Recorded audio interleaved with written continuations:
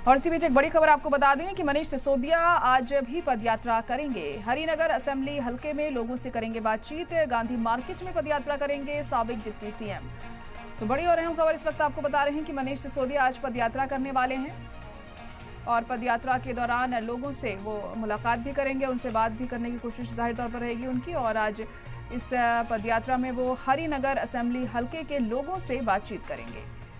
Gandhi market में पदयात्रा करेंगे साबिक डिप्टी सीएम।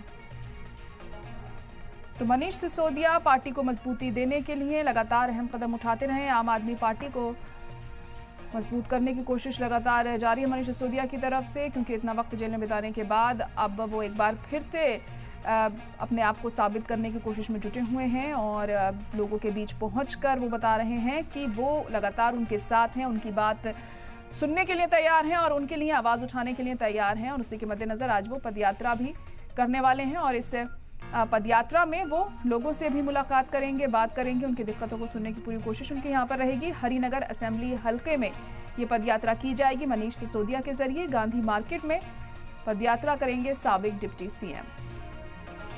तो दिल्ली से अहम खबर आपको बता रहे हैं, जहाँ पर आज मनीष सिसोदिया की पैदल यात्रा है और इस पैदल यात्रा के दौरान आम आदमी पार्टी के और भी कई नेता उनके साथ मौजूद रह सकते हैं। तमाम कारकुनान भी पार्टी के उनके साथ मौजूद रहेंगे।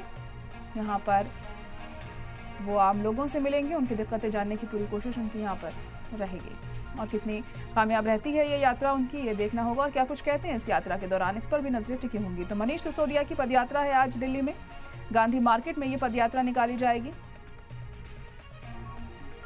और इस पदयात्रा को देखते हुए खासी तैयारियां भी की गई हैं और सिक्योरिटी के भी इंतजाम किए जाएंगे जाहिर तौर पर, ताकि किसी तरह की कोई दिक्कत इस दौरान देखने को ना मिले।